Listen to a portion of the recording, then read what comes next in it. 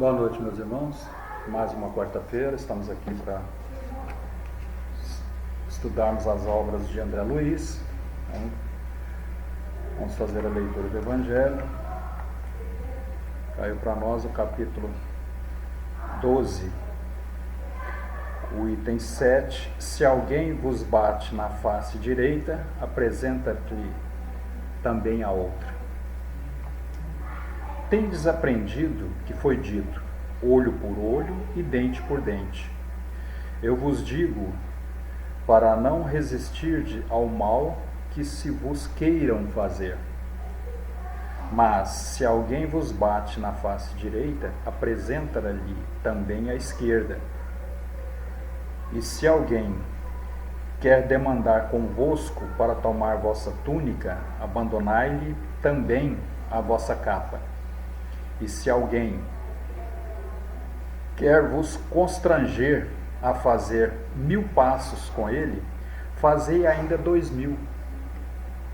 Dai àquele que vos pede e não repitais àqueles que quer vos tomar emprestado. Os preconceitos do mundo sobre o que se convencionou chamar o ponto de honra dão essa sustentabilidade sombria nascida do orgulho e da exaltação da personalidade que leva o homem a retribuir injúria por injúria, insulto por insulto, o que parece a justiça para aquele cujo senso moral não se eleva acima das paixões terrestres. Por isso, a lei mosaica dizia: olho por olho, dente por dente. Lei em harmonia com o tempo em que vivia Moisés. Cristo veio e disse: retribuí o mal com o bem. E disse mais: não resistais ao mal que se vos queiram fazer. Se alguém vos bate sobre uma face, apresentai-lhe a outra. Ao orgulhoso, esta máxima parece uma covardia, porque não compreende que haja mais coragem em suportar um insulto do que em se vingar. E isso sempre por essa causa que faz com que sua visão não se transporte além do presente. Entretanto, é precioso tomar esta máxima ao pé da letra, não mais que aquela que diz para arrancar o olho se ele for motivo de escândalo.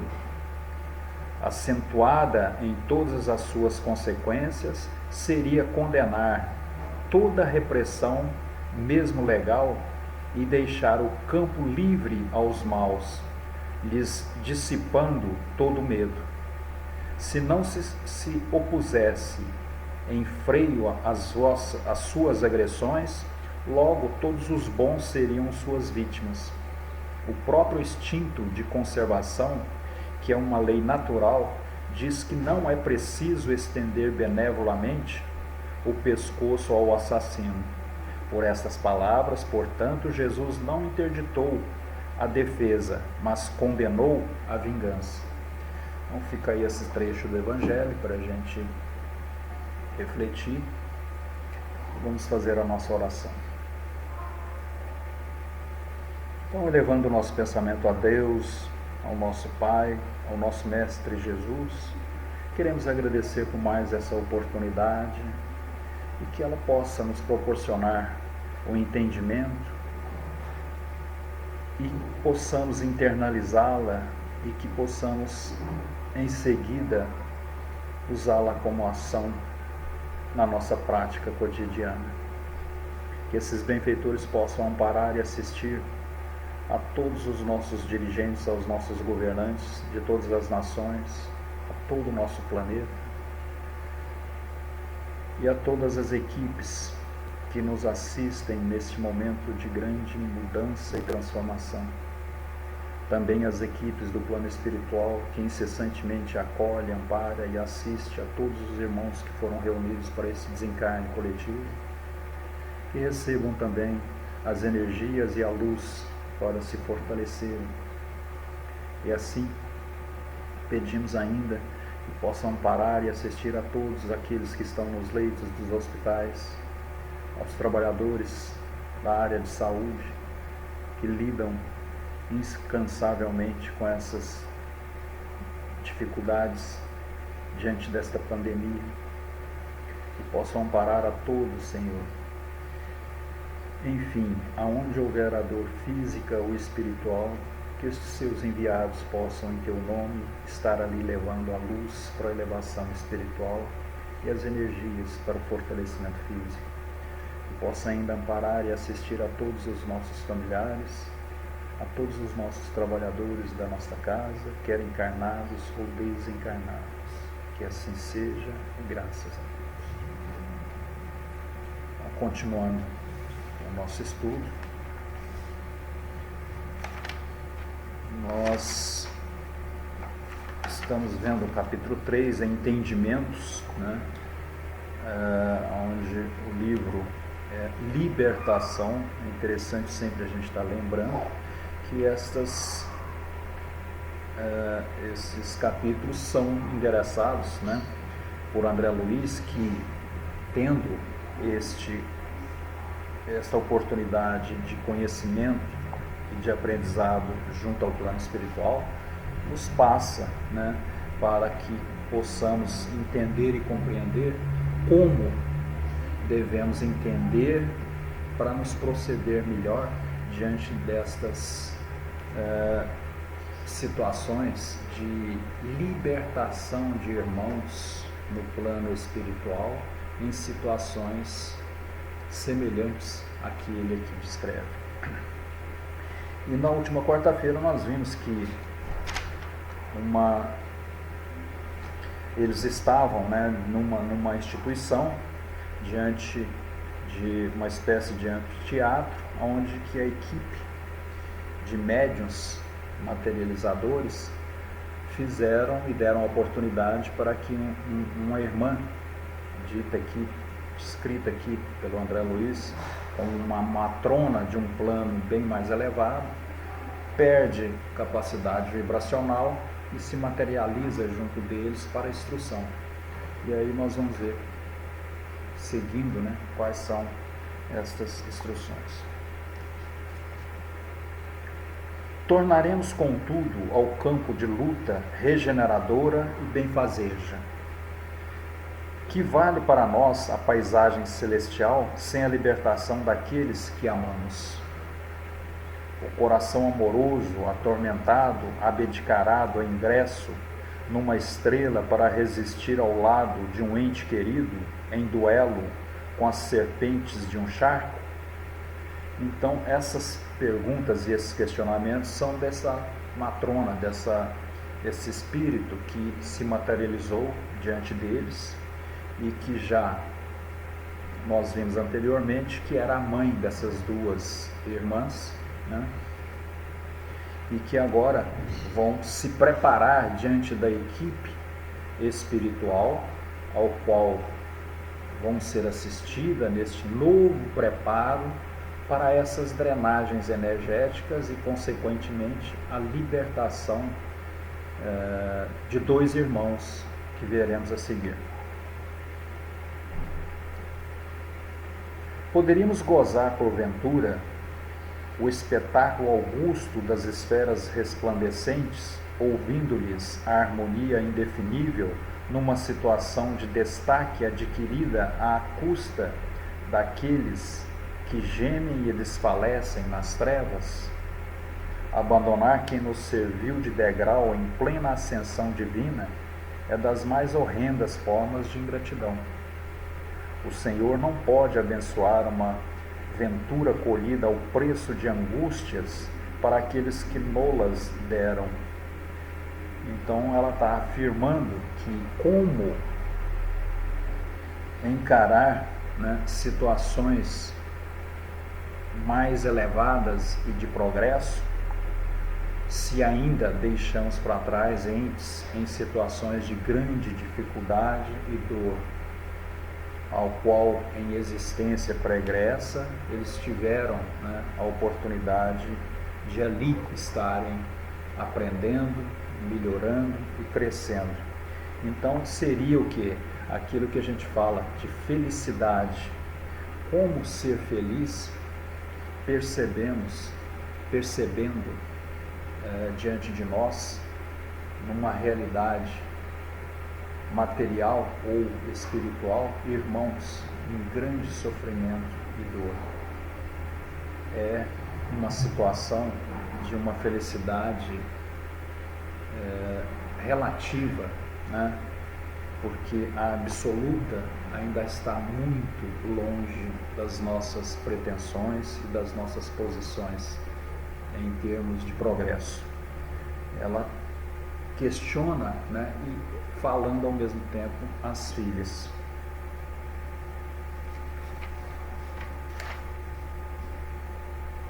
Estou convencida de que há mais grandeza no anjo que desce ao inferno para salvar os filhos de Deus, transviados e sofredores, do que no mensageiro espiritual que se dá pressa em comparecer ante o trono do Eterno para louvá-lo, com o esquecimento dos próprios benfeitores.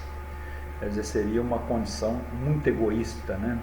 Ela se está numa posição muito elevada, mais elevada, mas não pode esquecer, né, de que no pretérito, em reencarnações passadas, estas oportunidades aqui lhe deram essa mesma condição de progresso. Encontra-se irmãos em situações de muita dor e desespero.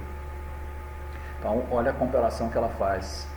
Ela entende que é muito mais louvável um anjo que desce ao inferno para salvar filhos de Deus transviados e sofredores, né, do que aquele mensageiro apressado em ter de comparecer ante ao trono eterno para louvar a Deus, né, se esquecendo de que o ponto em que se encontra, outros irmãos também lhe serviram de apoio, de ensinos, né, e de compartilhamento dessas oportunidades.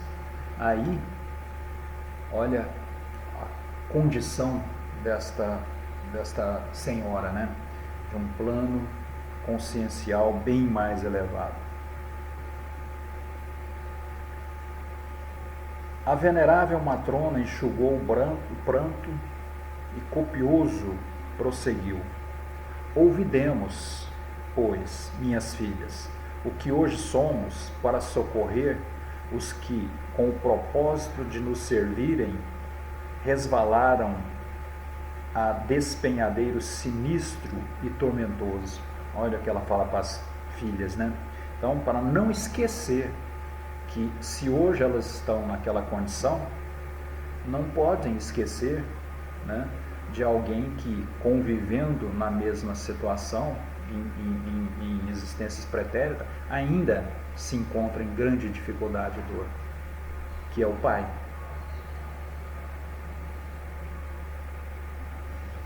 Saudemos nossas dívidas secretas com abnegação e devotamento. Mais tarde receberei Antônio, o sobrinho envenenado, em meus braços maternos, e aproximando-o de Cláudio, através da cordialidade e do respeito vividos em comum. Então, olha como a espiritualidade, juntamente com essa irmã, planeja, né, essas drenagens e o resgate desses dois irmãos.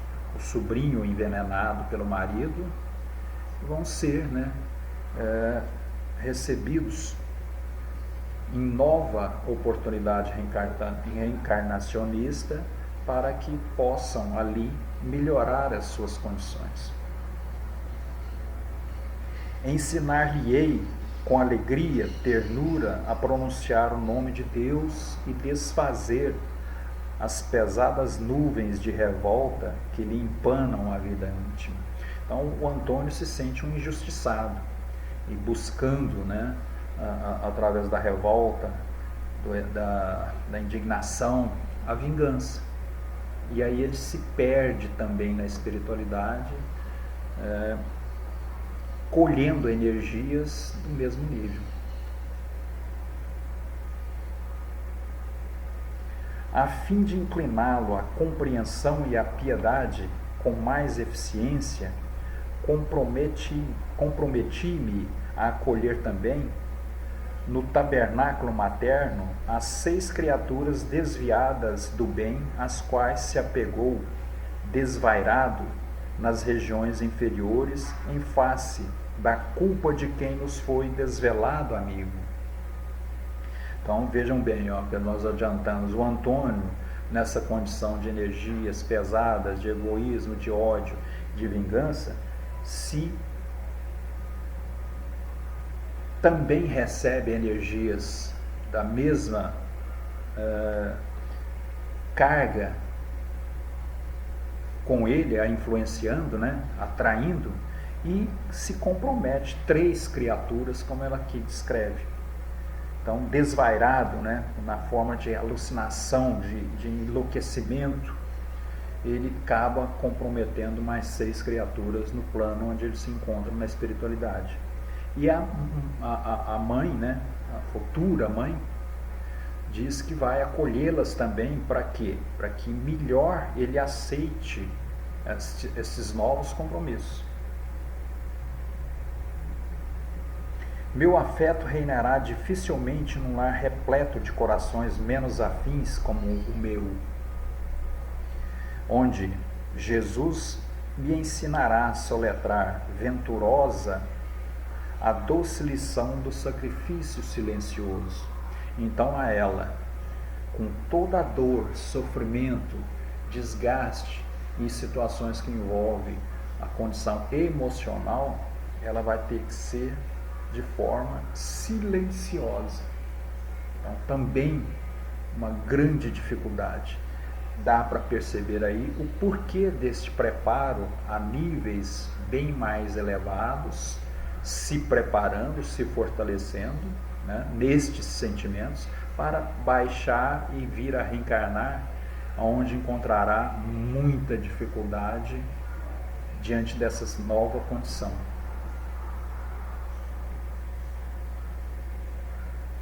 Meu afeto reinará dificilmente num lar repleto de corações menos afins do que o meu, onde Jesus me ensinará a soletrar venturosa lição de sacrifício silencioso. Isso para destacar, né, a sua condição bem mais elevada. Todavia, não podemos acreditar em felicidade de improviso. Isso não existe. Felicidade de improviso não existe. Por quê? A felicidade, em muitas das nossas percepções, das nossas condições, ela apenas é relativa, é efêmera, são momentos, são condições ou situações espirituais em que nós nos encontramos ali, né, confortados e drenando energias boas, ao qual também recebemos da mesma forma. Mas, diante desta realidade, né, como percebê-la se há sofrimento e dor de outros irmãos? E no mesmo caso, né, do Antônio e do Cláudio. Muitas vezes lidarei com a discórdia e a tentação. Todavia, não podemos acreditar em felicidade de improviso.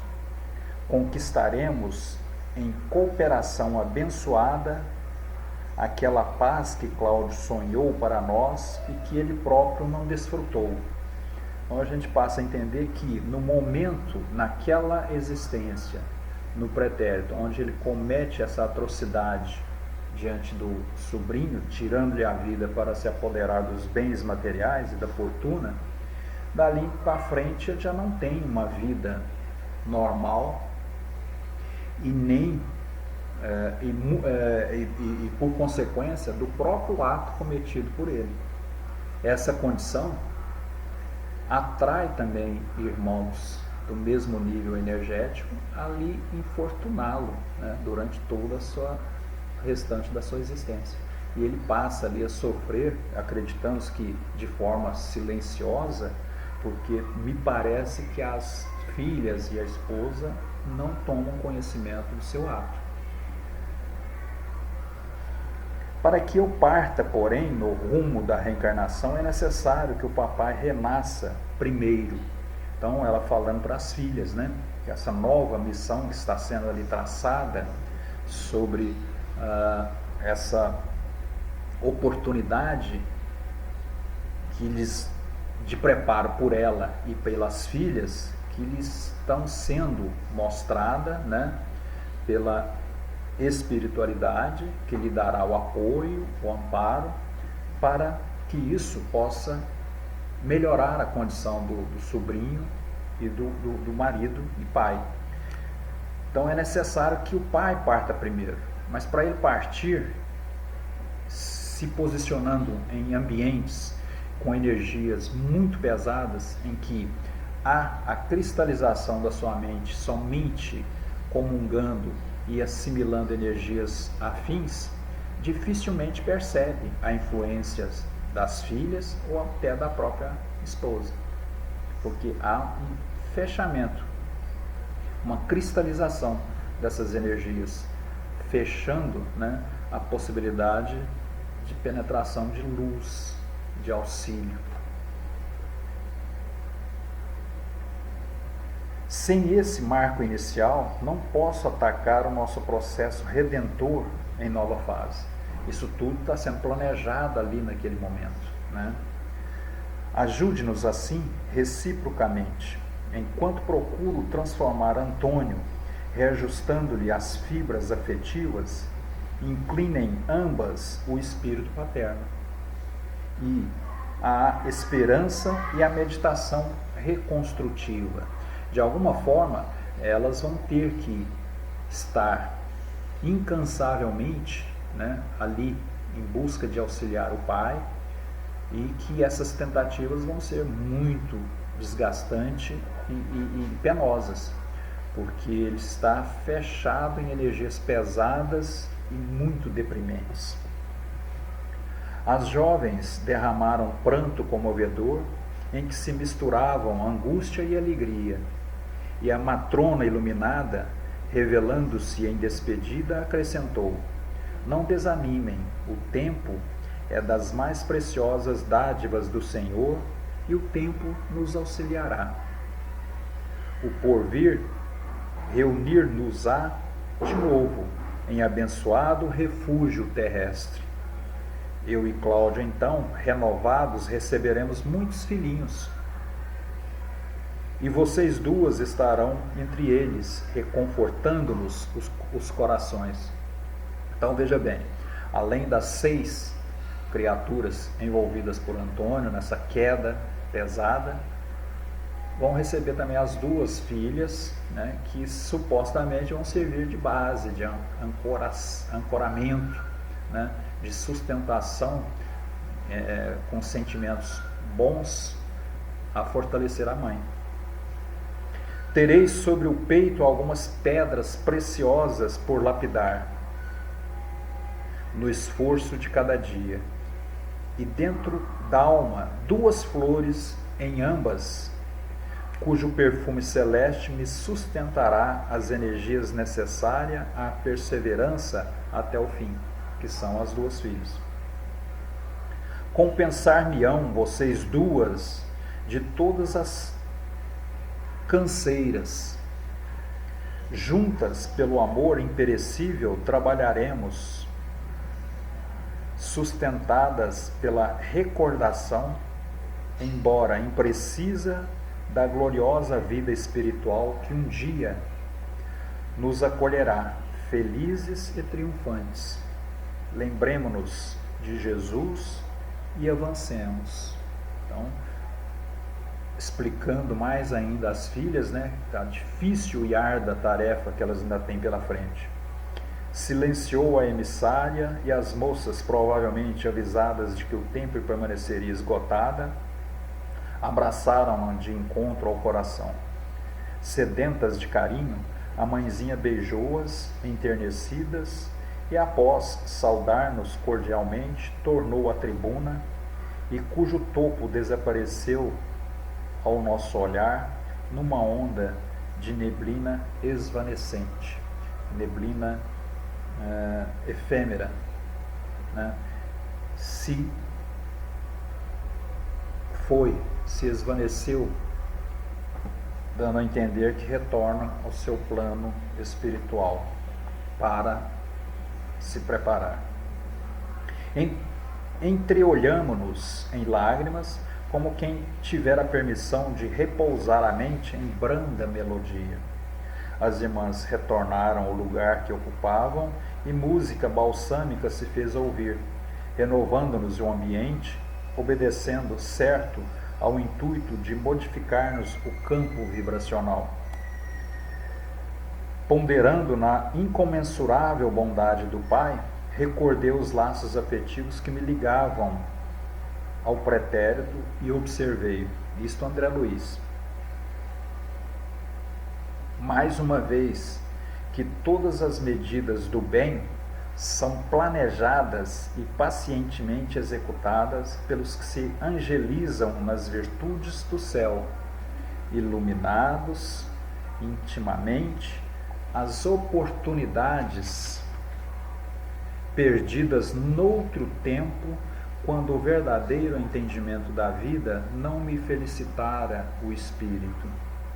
Então veja bem que ele reconhece que esses planejamentos são feitos por equipes bem mais iluminadas, né, com virtudes, e que pacientemente se trata, né, nessas circunstâncias.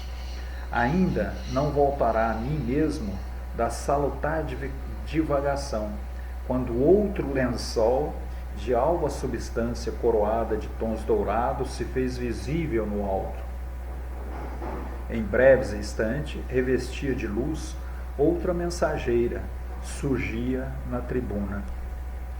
Então, por hoje vamos ficar por aqui. Nós vimos então como, né, a espiritualidade programa, né, e diante dos devidos preparos para que esses protagonistas possam vencer, né, e melhorarem através desses processos. Então veja quanto um pai, em quase que uma eternidade na dor e no sofrimento, né, e o progresso muito intenso de uma mãe que se encontra em plano espiritual acima do que as filhas ali se encontram. Ela é preparada, perde vibração, materializa e juntamente com as filhas prepara esse resgate do pai e do sobrinho. Então, nos lembrando do título, para libertá-los dessas energias pesadas em que são envolvidas neste mesmo processo dezenas, centenas de irmãos. Então, fica aí para a gente pensar, e na próxima quarta a gente continua, né, com uma outra mensageira se materializando. Vamos ainda com os nossos pensamentos elevados a Ti, Pai. Queremos Te agradecer por mais essa oportunidade. Que o Senhor possa nos amparar e nos assistir. Possa amparar e assistir a todos os trabalhadores da nossa casa, quer encarnados e desencarnados.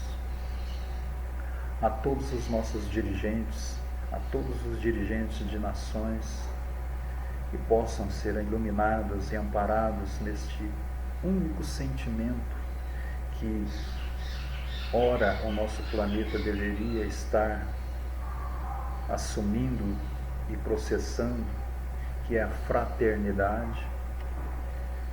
Que essas equipes possam ser amparadas e assistidas a nos auxiliar nesse momento de grande dificuldade e transformação. Que possam também iluminar e amparar as equipes que acordem, assistem e amparam a todos aqueles que foram reunidos para esse desencarne, bem como aqueles que se encontram na dor e no sofrimento dos hospitais, das UTIs, aos trabalhadores da saúde que incansavelmente, diante dessa situação, se postam sempre a auxiliar. Enfim, Senhor, aonde existir a dor física ou espiritual, estes seus enviados possam estar ali levando a tua luz e as tuas energias. Que assim seja, graças a Deus. Boa noite, meus irmãos, e até a próxima.